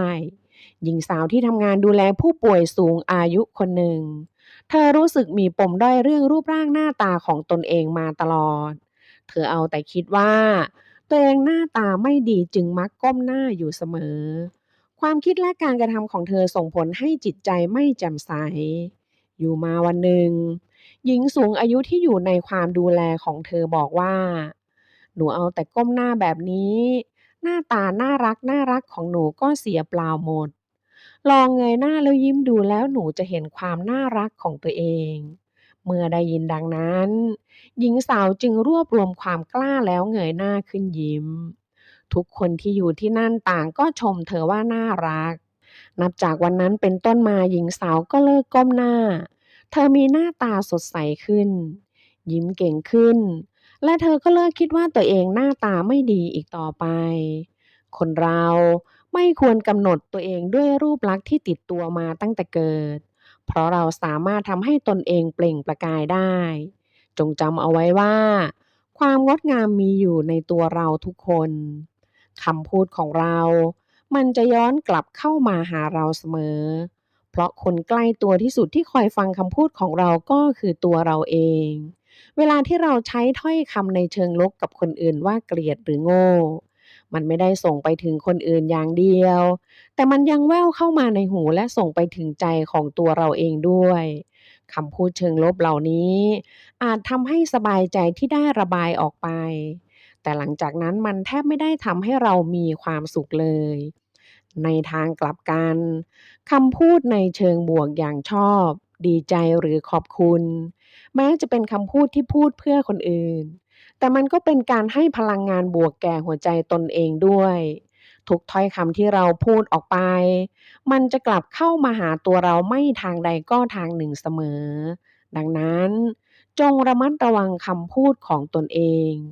จงฝึกพูดแต่ถ้อยคำเชิงบวกให้หูของเราได้ยินเสมอเวลาที่ถูกคนอื่นพูดไม่ดีด้วยหรือถูกปฏิเสธจะมีทั้งคนที่ผิดหวังมากและคนที่ไม่ได้เป็นแบบนั้นในเชิงจิตวิทยามีคำว่ายอมรับตนเองซึ่งหมายถึงการยอมรับในสิ่งที่ตนเองเป็นคนที่รู้สึกหดหู่เวลาโดนปฏิเสธโดยมากแล้วจะเป็นคนที่ไม่รู้จักยอมรับตนเองคนที่รู้จักยอมรับตนเองไม่ว่าจะโดนปฏิเสธหรือโดนว่าร้ายอะไรก็ตามพวกเขาจะไม่มีวันปฏิเสธตนเองพวกเขาจะปรับเปลี่ยนความรู้สึกเพื่อควบคุมใจไม่ให้มุ่งสู่ทางลบสำหรับคนที่ยังยอมรับตนเองไม่ได้ลองพูดคำที่แสดงถึงการยอมรับตนเองดูว่าฉันชอบตัวเองจังหรือฉันเป็นอย่างนี้ก็ดีอยู่แล้วหากใช้คำพูดแบบนี้กับตัวเองทุกวันพลังงานด้านบวกในใจจะเพิ่มขึ้นมันจะทำให้รู้สึกชอบตัวเองได้ในที่สุดเมื่อทำเช่นนี้แล้วแม้จะถูกปฏิเสธก็ไม่รู้สึกแย่กับตัวเองอีกต่อไปคำพูดคือสิ่งที่สร้างชีวิตเราขึ้นมา ในใจของคนเรามักมีคำพูดมากมายหมุนวนอยู่เต็มไปหมดไม่ว่าจะเป็นคำพูดในเชิงบวกอย่างมีความสุขจังเลยต้องทำฝันนี้ให้เป็นจริงให้ได้มันต้องไปได้สวยแน่ๆหรือในทางตรงกันข้ามก็จะมีคำพูดในเชิงลบอย่างน่าเบื่อจังเลยมันต้องไม่ราบรื่นแน่ๆความฝันของฉันคงไม่มีวันเป็นจริงได้แท้จริงแล้วคำพูดในใจเหล่านี้คือสิ่งที่สร้างชีวิตของคนคนนั้นขึ้นมา คนที่มีคำพูดแห่งความสุขอยู่ในใจเป็นจำนวนมากจิตใจจะเต็มไปด้วยพลังบวกคนที่มีคำพูดบวกอยู่ในใจเยอะจะมีจิตใจแจ่มใสและมองโลกในแง่บวกเสมอมันจะดึงโชคดีหรือโอกาสที่จะทำให้ความปรารถนาเป็นจริงได้ในขณะเดียวกันคนที่ในใจมีแต่คำพูดในเชิงลบจิตใจก็จะเต็มไปด้วยพลังงานลบหัวใจจะไม่ได้รับการเติมเต็ม ทำให้รู้สึกไม่พอใจและกังวลใจอยู่เสมอไม่เพียงแค่นั้นยังเป็นการชักนำเรื่องน่าเบื่อความผิดพลาดและสิ่งที่ไม่พึงประสงค์เข้าหาตนเองด้วยเหมือนถ้อยคำของดรโจเซฟเมอร์ฟี่กล่าวเอาไว้ว่าความคิดของคุณคือคำพูดของคุณถ้อยคำแสดงออกถึงสภาวะจิตใจในทางสัญลักษณ์และสิ่งที่กลายเป็นคำพูดจะเป็นจริงขึ้นมาได้ หากเปลี่ยนคำพูดจิตใต้สำนึกจะพลอยเปลี่ยนไปด้วย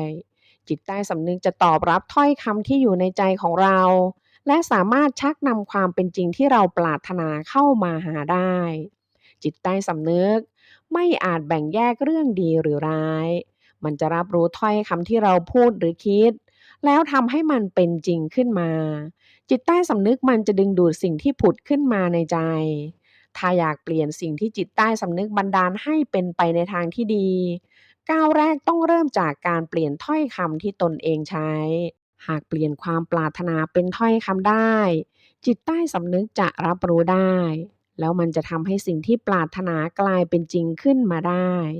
จงใช้ถ้อยคำจากหัวใจขับเคลื่อนชะตาชีวิตของคุณมีคนบางคนที่ใช้ถ้อยคำเชิงบวกมากมายแต่กลับไม่มีเรื่องดีๆเกิดขึ้น เพราะพวกเขาเหล่านั้นไม่ได้ใส่ความรู้สึกลงไปในถ้อยคำที่ใช้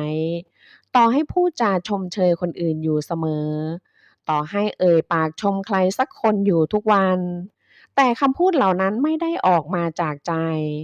มันจะทำให้อีกฝ่ายรู้สึกได้ว่าไม่จริงใจถ้อยคำเชิงบวกที่ใส่หัวใจลงไปเท่านั้นถึงจะดึงดูดพลังงานบวกเข้ามาหาคุณได้คนที่เป็นที่รักใคร่ และสามารถสร้างความสัมพันธ์อันดีกับคนอื่นได้ ส่วนใหญ่มักเป็นคนที่ใช้คำพูดชมเชยคนอื่นเสมอ แต่คำชมก็มีทั้งดีและไม่ดี ต่อให้ร้อยเรียงถ้อยคำสวยงามสักแค่ไหน หากไม่ได้ใช้หัวใจพูดก็เป็นได้เพียงคำชมที่ไม่ดี คำพูดที่ออกมาจากใจอันเกิดจากการรู้จักอีกฝ่ายอย่างแท้จริง แม้จะเป็นถ้อยคำสั้นๆง่ายๆ แต่เจตนารมณ์ที่แท้จริงต้องสื่อไปถึงอีกฝ่ายได้อย่างแน่นอน เราไม่จำเป็นต้องพยายามใช้คำพูดให้ดูดี เพียงแค่มองดูอีกฝ่ายแล้วรู้สึกว่าดูดีจัง น่ารักจัง เก่งจัง แล้วถ่ายทอดสิ่งที่รู้สึกออกไปอย่างซื่อตรงก็พอแล้ว หากเป็นคำชมที่ออกมาจากใจย่อมทำให้อีกฝ่ายยินดีได้แน่นอน การใช้คำพูดสุภาพจะทำให้คนอื่นชอบและดูน่าเชื่อถือปราชญ์ชาวจีนจวงจือกล่าวเอาไว้ว่าอ่อนน้อมต่อภายนอกจะสนิทสนมกับผู้คนผู้ที่แสดงออกภายนอกนุ่มนวลและมีมารยาทงดงามจะสามารถมีความสัมพันธ์ที่ดีกับคนอื่นได้จงเปลี่ยนแปลงคำพูดด้านลบให้เป็นด้านบวกตั้งแต่วันนี้ เพื่อดึงดูดเรื่องดีๆให้เข้ามาอย่างไม่รู้จบคำพูดที่คนเราพูดกันอยู่ตามปกติคือสิ่งที่บุคคลใช้เวลาเนิ่นนานก่อขึ้นมาเป็นรูปเป็นร่างจนกลายเป็นอุปนิสัยจึงเป็นเรื่องยากไม่น้อยที่จะเปลี่ยนแปลงได้ในทันทีโดยเฉพาะคนที่เอาแต่ใช้คำพูดเชิงลบอยู่เสมอการเปลี่ยนคำพูดเหล่านั้นให้เป็นเชิงบวกอาจต้องใช้เวลา แต่หากเราตัดสินใจว่าจะเปลี่ยนคำพูด หากเราตัดสินใจว่าตั้งใจจะเปลี่ยนแปลงตัวเองจริงๆ เราต้องเปลี่ยนแปลงตนเองได้อย่างแน่นอน ขอบคุณ ดีใจสนุกขอให้คุณเริ่มใช้คำพูดเหล่านี้ในชีวิตประจำวันให้มากขึ้นเมื่อคุณพูดบ่อยๆมันจะกลายเป็นนิสัยไปเองระหว่างที่ฝึกใช้คำพูดเชิงบวกนั้นจิตใจของคุณจะซึมซับคำพูดดีๆเข้าไปเองเมื่อหัวใจของคุณได้รับการเติมเต็มด้วยคำพูดเชิงบวกคุณจะสังเกตเห็นความสุขที่เกิดขึ้นภายในตัวคุณและหากเป็นเช่นนั้นชีวิตคุณก็จะเป็นไปตามที่ใจปรารถนาขอบคุณหนังสือดีๆเล่มนี้พูดเรื่องบวกเรียกโชคดีพูดเรื่องดีเรียกความสุขคนเก่ง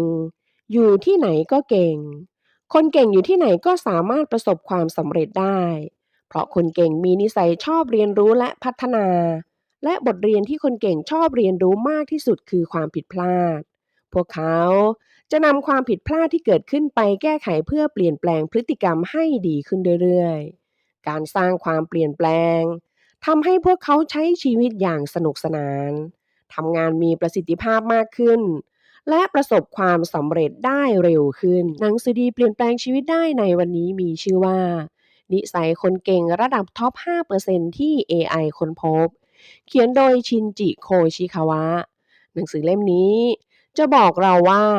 นิสัยในการทำงานของคนเก่งที่จะย่นระยะเวลาความสำเร็จให้มาหาคุณเร็วขึ้นนั้นมี7นิสัยคือ 1. คำนึงถึงแต่เป้าหมายและความสำเร็จคนเก่งจะตั้งเป้าหมายที่ท้าทายด้วยตัวเองสิ่งสำคัญในการทำงานของคนเก่งคือคุณภาพไม่ใช่ปริมาณการตั้งเป้าหมายของคนเก่งคือการสร้างผลงานสร้างรายได้และสร้างความสุขให้มากที่สุดในเวลาที่จำกัดคนที่เลิกงานแล้วกลับบ้านเร็วไม่ใช่คนเก่งแต่คนที่กลับบ้านเร็วแล้วยังทำผลงานโดดเด่นได้อย่างต่อเนื่องต่างหากคือคนเก่ง คนเก่งจะให้ความสำคัญกับผลลัพธ์มากกว่าขั้นตอนจึงต้องกำหนดวัตถุประสงค์ของเป้าหมายให้ชัดเจนจะได้ไม่ยึดเอาขั้นตอนการทำงานมาเป็นเป้าหมายคนเก่งจะให้ความสำคัญกับเวลาอย่างมากทุกเป้าหมายของคนเก่งจึงกำหนดระยะเวลาสิ้นสุดเอาไว้ล่วงหน้าเพื่อจะได้เพิ่มประสิทธิภาพให้ทำงานเสร็จทันเวลาจากนั้นก็จะลงมือทำให้เป้าหมายนั้นประสบความสำเร็จ 2. ลงมือทำก่อนเปลี่ยนทัศนคติ คนเก่งจะเข้าใจดีว่าการเฝ้ารอเฉยๆไม่ช่วยให้เกิดประโยชน์อะไรแทนที่จะเปลี่ยนทัศนคติแล้วค่อยลงมือทำคนเก่งจะลงมือทำก่อนแล้วทัศนคติจึงจะเปลี่ยนตามเมื่อได้ลองลงมือทำและเห็นความเปลี่ยนแปลงด้วยตัวเองทัศนคติที่ว่าสิ่งนี้คุ้มค่าแก่การลงมือทำก็จะเกิดขึ้นตามมา พวกคนเก่งมักจะลงมือทำด้วยความตั้งใจจะไม่พึ่งดวงหรือพรสวรรค์จะตรวจสอบเรื่องที่ตัวเองทำได้ดีและไม่ดีอยู่เสมอเพื่อจะได้ปรับปรุงแก้ไขวิธีการทำงานได้อย่างเหมาะสมการเริ่มลงมือทำสิ่งเล็กๆแล้วปรับปรุงแก้ไขไปเรื่อยๆจะนำไปสู่ความสำเร็จได้เร็วขึ้น 3. พิจารณาตัวเองอยู่เสมอด้วยการทำ PDCA คนเก่งจะทำ PDCA ด้วยตัวเองเพราะรู้ดีว่ามันคือสิ่งจำเป็นต่อการปรับปรุงการทำงานของตัวเอง Plan ดู Check Action คือหลักการพิจารณาและทบทวนเพื่อไม่ให้เกิดความผิดพลาดซ้ำสองเพื่อจะนำไปใช้ในการทำงานครั้งต่อไปเพราะคนเก่งต้องการประสบความสำเร็จในชีวิตจึงต้องวางแผนเพื่อไม่ให้เกิดความผิดพลาด ไม่ว่าจะเป็นวิธีบริหารเวลาวิธีคบหาผู้คนหรือวิธีสร้างสรรค์ไอเดียใหม่ๆคนเก่งก็จะวางแผนลงมือทำตรวจสอบและปรับปรุงแก้ไขอยู่เสมอ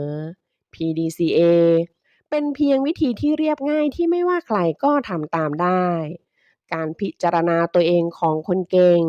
ไม่ได้มีไว้เฉพาะเวลาทำผิดพลาดเท่านั้นแต่พวกเขายังทำในเวลาที่สำเร็จด้วยการพิจารณาตัวเองเวลาที่ทำผิดพลาดนั้น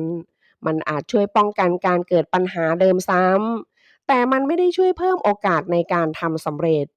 ทุกความสำเร็จย่อมมีสาเหตุเสมอหากค้นหาสาเหตุนั้นให้เจอก็จะรู้เส้นทางไปสู่ความสำเร็จ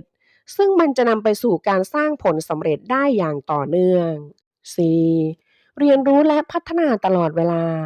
คนเก่งคือคนที่ตั้งใจทำงานมาก จะคิดไตร่ตรองอย่างรอบด้านก่อนลงมือทำ จะไม่โอ้อวดกับคนอื่น แต่จะถ่อมตนและอยากเรียนรู้เพื่อให้ตัวเองเก่งขึ้น เรื่องที่ยังไม่เคยรู้ เรื่องที่ยังไม่เข้าใจ จะพยายามเรียนรู้จากคนอื่นเสมอ คนเก่งจะเริ่มต้นหาความรู้ด้วยการสร้างความเชื่อใจ จะเริ่มพูดคุยกับคนอื่นด้วยเรื่องสัพเพเหระก่อน เพื่อจะได้ลดระยะห่างทางจิตใจกับอีกฝ่าย จากนั้นก็สร้างความเชื่อใจด้วยการเปิดเผยตนเอง การให้ข้อมูลเกี่ยวกับตัวเองออกไปตรงๆโดยไม่มีเจตนาอื่นแอบแฝง มันจะสร้างความสัมพันธ์แบบเชื่อใจได้ เมื่อเกิดความเชื่อใจ มันจะทำให้ถามข้อมูลจากอีกฝ่ายได้ง่ายขึ้น คนเก่งจะสร้างความสัมพันธ์กับคนอื่นเสมอ จะใส่ใจคนอื่นเพื่อสร้างบุคลิกให้เกิดความเชื่อใจ สมองของมนุษย์ไม่อาจบันทึกข้อมูลทุกอย่างจากการฟังหรือการดูเพียงครั้งเดียวได้ การเรียนรู้และสั่งสมประสบการณ์หลายๆ ครั้ง จะช่วยให้ข้อมูลเหล่านั้นถูกบันทึกเอาไว้ในสมอง มันจึงเป็นสาเหตุว่าทำไมพวกคนเก่งจึงชอบจดบันทึก การเขียนออกมาเป็นตัวหนังสือ การพูด และการทำซ้ำๆ จะทำให้สิ่งที่เรียนรู้กลายเป็นคุณสมบัติในตัว คนเก่งจะเรียนรู้จากความผิดพลาด แม้แต่สิ่งที่พวกเขาทำผิดพลาดเอง พวกเขาก็จะถามตัวเองว่ามันผิดพลาดจากตรงไหน ทำไมจึงเป็นอย่างนี้ไปได้ และจะต้องแก้ไขตรงไหนบ้าง เมื่อค้นพบสาเหตุและความผิดพลาด คนเก่งจะนำมาแก้ไขไม่ให้เกิดขึ้นอีก การฝึกนิสัยให้คิดว่า ประสบการณ์ย่ำแย่ครั้งนี้ทำให้ได้เรียนรู้ ครั้งต่อไปจะไม่ทำพลาดอีก มันจะเปลี่ยนความผิดพลาดให้เป็นบทเรียน ดังนั้นจงจำเอาไว้ว่า ความผิดพลาดคือการเรียนรู้เพื่อมุ่งไปสู่ความสำเร็จ 5. ยิ้มจนเป็นนิสัย คนเก่งมักเป็นที่ชื่นชมของคนอื่น พวกเขาจะพยายามมีปฏิสัมพันธ์กับคนอื่นเพื่อสร้างความสำเร็จ การยิ้มเป็นการสร้างความประทับใจแก่คนอื่น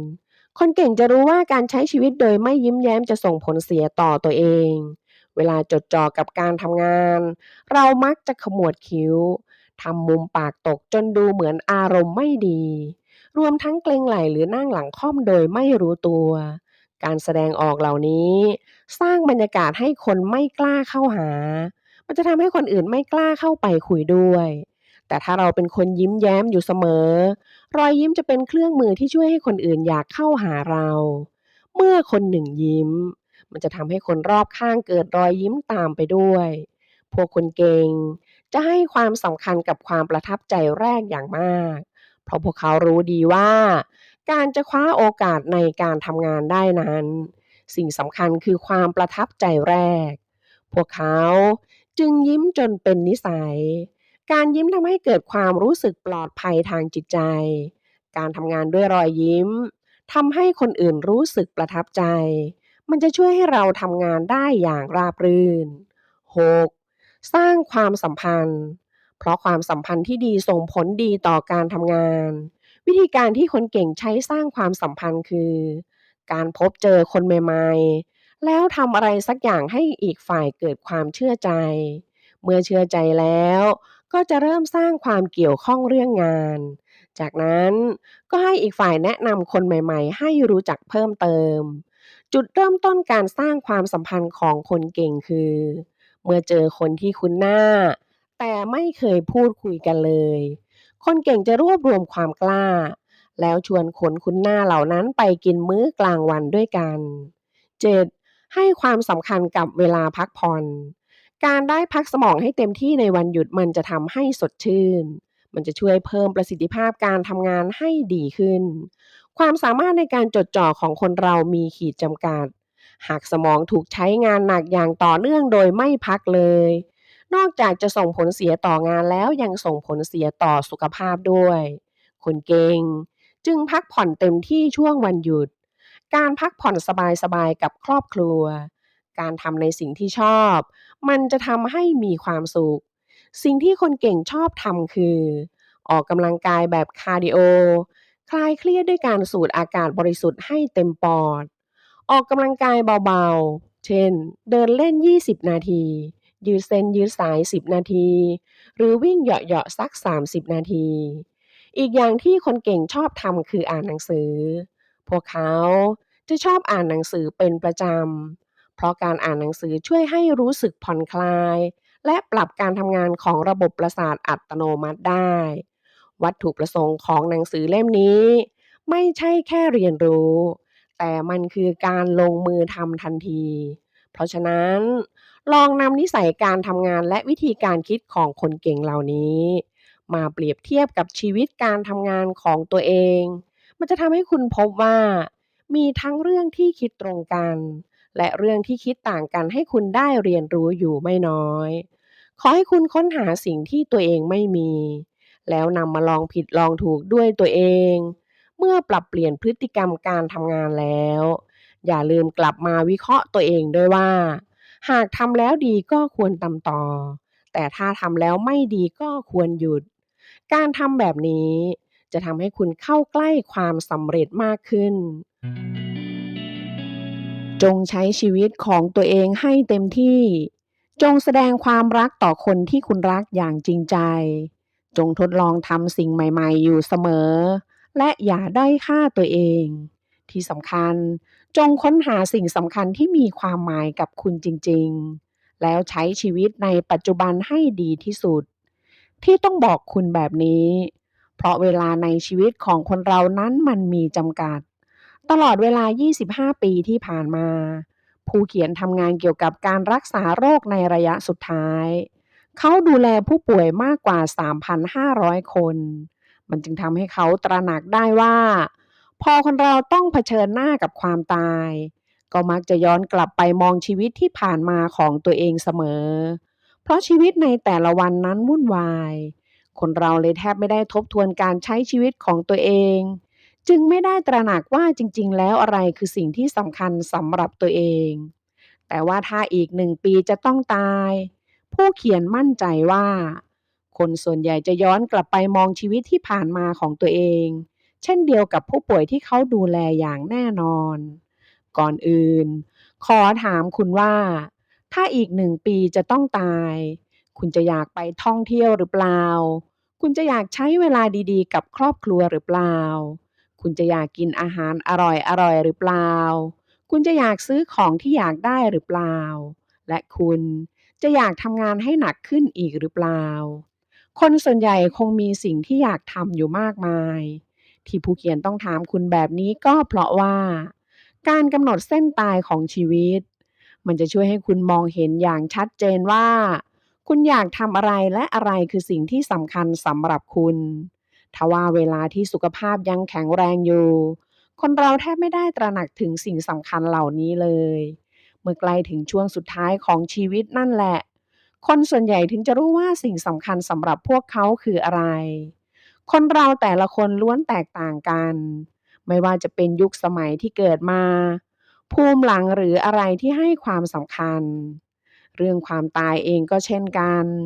บางคนจากโลกนี้ไปตามอายุขัยและโรคภัยไข้เจ็บ ส่วนบางคนก็จากโลกนี้ไปอย่างทุกข์ทรมานและทิ้งลูกเอาไว้ข้างหลัง ผู้เขียนเชื่อว่า การคิดเกี่ยวกับความหมายของชีวิต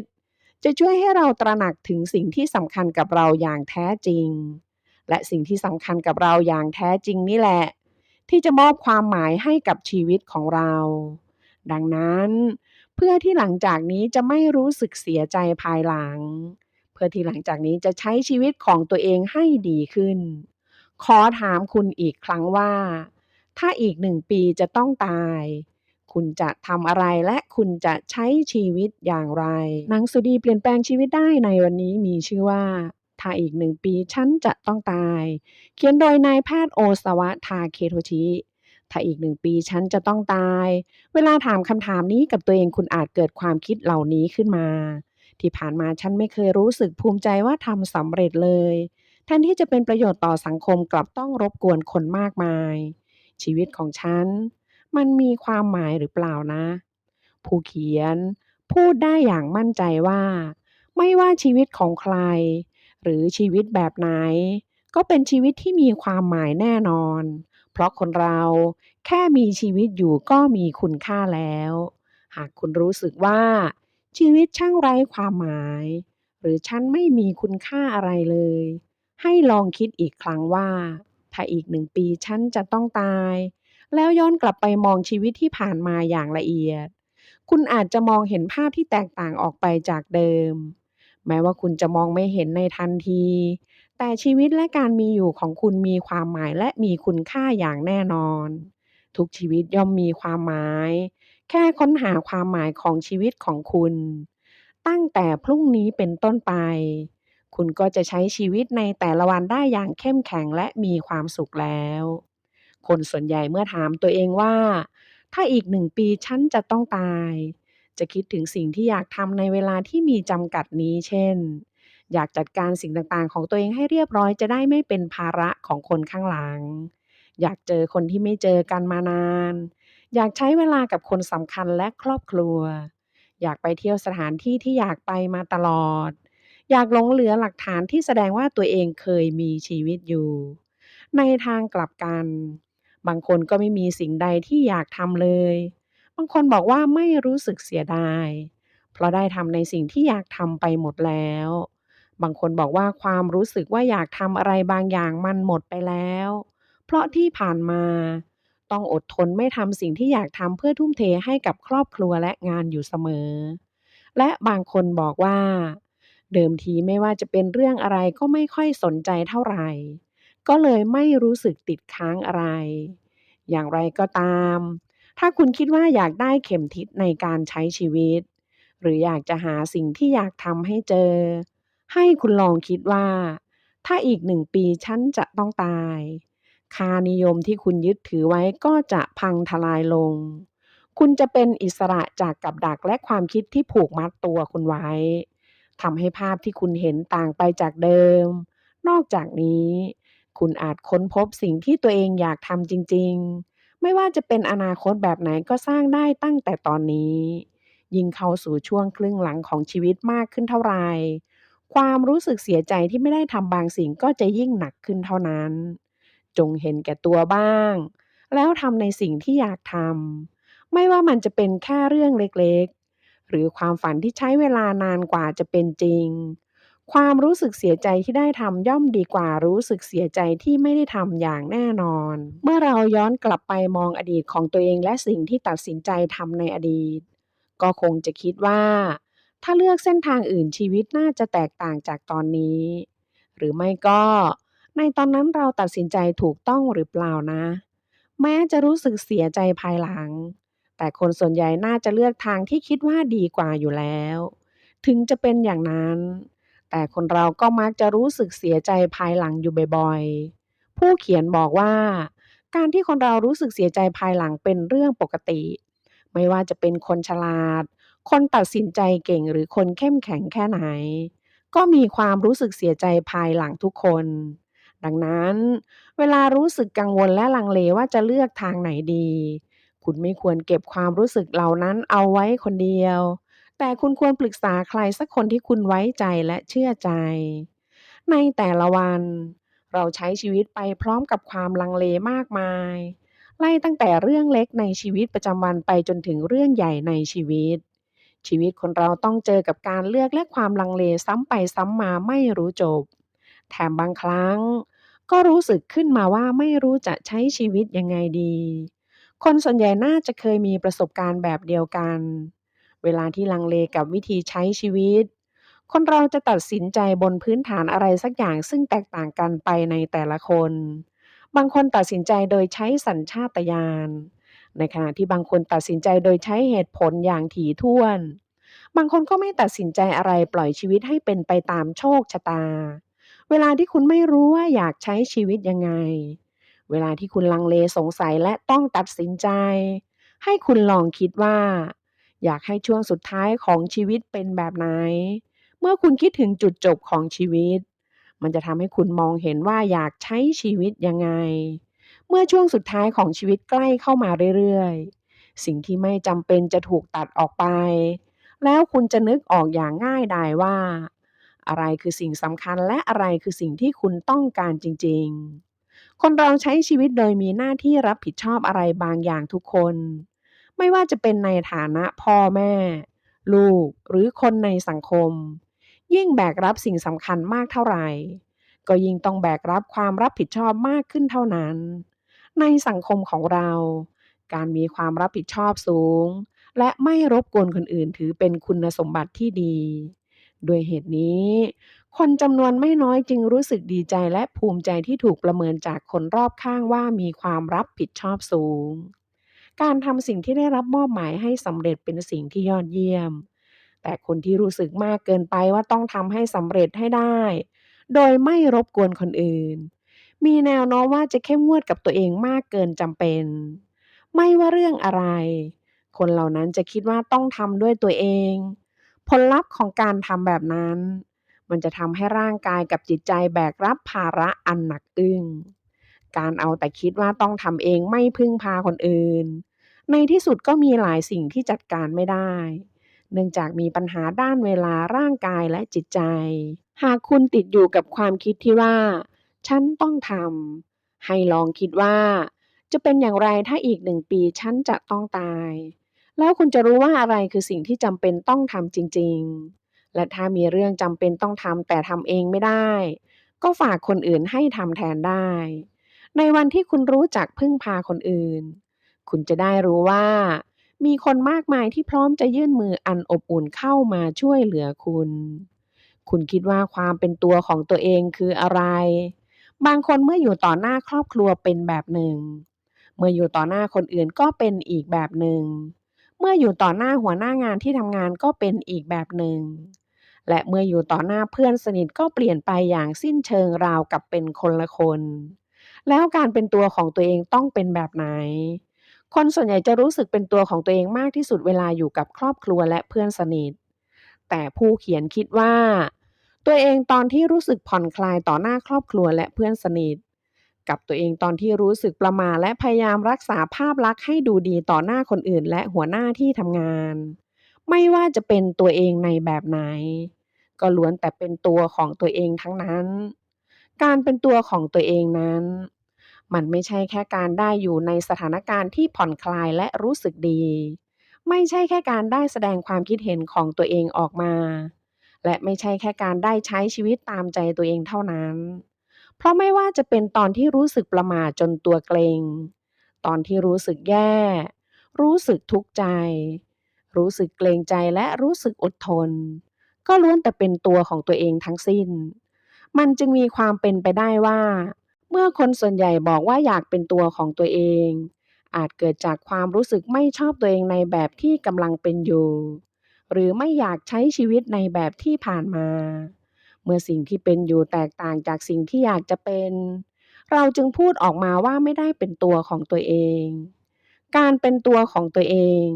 ไม่ได้หมายถึงแค่ตอนที่คุณได้เป็นตัวเองในแบบที่ดีที่สุด หรือในแบบที่คุณอยากจะเป็น แต่ทุกสิ่งในชีวิตคุณล้วนเป็นส่วนหนึ่งของตัวตนที่แท้จริงของคุณ ไม่ว่าคุณจะชอบหรือไม่ชอบ หากคุณรู้สึกว่าตัวเองเกรงใจหรืออดทนมากเกินไป จนทำให้คุณต้องทุกข์ใจ ก็ลองเพิ่มเวลาสำหรับตัวเองมากขึ้นทีละนิด เพื่อจะได้เลิกเกรงใจและเลิกอดทนมากเกินไปเท่านั้นเอง มีคนจำนวนไม่น้อยที่ตระหนักและรู้สึกเสียใจภายหลังว่า ตายไปก็เอาเงิน เอาตำแหน่งและเอาชื่อเสียงไปด้วยไม่ได้ หลายคนจากพ่อแม่ไปใช้ชีวิตอยู่ที่อื่นและยุ่งจนไม่มีเวลากลับบ้าน จึงกลับไปหาพ่อกับแม่ได้แค่ช่วงวันหยุดเทศกาลปีใหม่เท่านั้น เมื่อเป็นแบบนั้น ถ้าอีก1 ปีจะต้องตาย คุณจะเหลือเวลาได้เจอและพูดคุยกับพ่อแม่แค่1 ครั้งเท่านั้น หากเป็นแบบนี้จริงๆ คุณคิดอยากจะใช้เวลาอยู่กับท่านมากขึ้นหรือเปล่า? วันที่เราจะต้องจากคนสำคัญไป ย่อมมาถึงในสักวันหนึ่ง แต่ในระหว่างที่มีชีวิตอยู่ ถ้าได้ใช้เวลาอยู่กับคนสำคัญมากพอ แม้ว่าเราอาจจะเป็นฝ่ายถูกทิ้งให้อยู่ต่อ ก็ยังรู้สึกอุ่นใจว่า ใจยังเชื่อมโยงถึงกัน และอยากใช้ชีวิตต่อไปด้วยความรู้สึกขอบคุณ คุณเคยตัดใจจากความฝันหรือสิ่งที่อยากทำเพราะคิดว่า อายุตั้งเท่านี้แล้วจะไปทันการอะไร หรือมาเริ่มเอาป่านนี้ก็คงสายเกินไปแล้วแหละบ้างหรือเปล่า? แล้วถ้าอีก1 ปีจะต้องตายคุณคิดว่าความคิดของคนเราจะยังเหมือนเดิมหรือเปลี่ยนไปบางคนอาจเปลี่ยนความคิดเป็นขอลองทำสิ่งที่อยากทำดูดีกว่าจะได้ไม่รู้สึกเสียใจภายหลังจะได้ใช้ชีวิตให้เต็มที่จนถึงวินาทีสุดท้ายของชีวิตในขณะที่บางคนก็อาจจะคิดในทำนองเดิมว่าเหลือเวลาอีกแค่1 ปีเองต่อให้ทำอะไรไปก็คงเปล่าประโยชน์อยู่เฉยๆไปจนถึงวินาทีสุดท้ายของชีวิตนั่นแหละ แท้จริงแล้วการวาดฝันเป็นสิ่งค้ำจุนจิตใจที่ช่วยให้เราสามารถใช้ชีวิตต่อไปได้ชีวิตมักไม่เป็นไปตามที่เราคิดเอาไว้บางคนออกจากงานมาเลี้ยงลูกและคิดว่าจะกลับไปทำงานต่อหลังลูกโตจนไม่จำเป็นต้องเลี้ยงดูตลอดเวลาแล้วแต่สุดท้ายก็ต้องล้มเลิกความคิดนี้ไปเพราะต้องมาดูแลพ่อแม่แทนบางคนคิดว่า อยากทำงานแบบนี้หรืออยากอยู่บ้านแบบนี้แต่ก็ไม่เจองานหรือบ้านที่ตรงกับเงื่อนไขของตัวเองเสียทีหลายคนพอมาเจอกับสถานการณ์แบบนี้บ่อยๆก็อาจคิดว่าชีวิตไม่เป็นไปตามที่ต้องการเลยฉันไม่มีสิทธิ์เลือกอะไรเลยแท้จริงแล้วระหว่างที่ใช้ชีวิตคนเรามีอิสระในการเลือกอยู่เสมอเวลาที่นาฬิกาส่งเสียงปลุกในตอนเช้า เราเป็นคนเลือกว่าจะตื่นหรือไม่ตื่น เวลาเดินทางไปทำงาน เราเป็นคนเลือกว่าจะใช้เส้นทางไหน เวลาทำงาน เราเป็นคนเลือกว่าจะลงมือทำงานไหนก่อน เวลาไปร้านอาหาร เราเป็นคนเลือกว่าจะสั่งอะไรจากเมนูอาหารมากมาย ในการใช้ชีวิตและการทำงานล้วนแล้วแต่มีสถานการณ์ที่เราจำเป็นต้องเลือกทางใดทางหนึ่งอย่างหลีกเลี่ยงไม่ได้ ไม่มีใครเลือกสิ่งที่ไม่ดีสำหรับตัวเองอย่างแน่นอน ทุกคนย่อมเลือกสิ่งที่ตัวเองคิดว่าดีที่สุดเสมอ เรียกได้ว่าชีวิตของคุณในปัจจุบันคือผลลัพธ์ที่เกิดจากการเลือกที่ดีที่สุดในอดีตของคุณนั่นเอง ดังนั้นจงตระหนักถึงความสำคัญของอิสระในการเลือกของตัวเองให้มากขึ้น การใช้ชีวิตโดยซื่อตรงต่อความรู้สึกของตัวเองจะทำให้คุณสามารถใช้ชีวิตในแบบที่ตัวเองต้องการได้สำหรับคนที่ไม่รู้ว่าตัวเองต้องการอะไรผู้เขียนแนะนำให้คุณลองย้อนกลับไปมองชีวิตที่ผ่านมาของตัวเองลองนึกถึงช่วงเวลาที่สนุกสนานหรือช่วงเวลาที่ตัวเองมีชีวิตชีวามากที่สุดไม่ว่าจะเป็นภาพตัวเองตอนที่รู้สึกว่าได้รับความรักจากพ่อแม่ ปู่ย่าตายาย คนรักหรือลูกๆ ภาพตัวเองตอนที่มีความสุขกับเรื่องเล็กๆน้อยๆอย่างเรื่องงาน เรื่องเรียน หรือเรื่องงานอดิเรกภาพตัวเองตอนที่รู้สึกประทับใจเมื่อได้สัมผัสกับความสวยงามของธรรมชาติ ได้อ่านหนังสือดีๆสักเล่ม หรือได้ฟังเพลงเพราะๆสักเพลง จะเป็นภาพความทรงจำไหนก็ได้ ขอแค่คุณรู้สึกดีและมีความสุขกับมันก็พอ วิธีนี้จะช่วยให้คุณได้ยินเสียงหัวใจของตัวเอง ช่วยให้คุณใช้ชีวิตให้ดีขึ้นในทุกๆวัน ขอบคุณหนังสือดีๆเล่มนี้ ถ้าอีก1 ปีฉันจะต้องตาย ขอให้วันนี้ของคุณเป็นวันที่ดีและมีความสุข ขอให้วันนี้ของคุณเป็นวันที่ดีกว่าเมื่อวาน ขอบคุณที่เข้ามารับฟัง Key Story ถ้าชอบกดไลค์ ถ้าคิดว่าดีและมีประโยชน์กดแชร์ให้คนที่คุณรัก และถ้ารักในการพัฒนาตัวเอง กดติดตามเลยค่ะ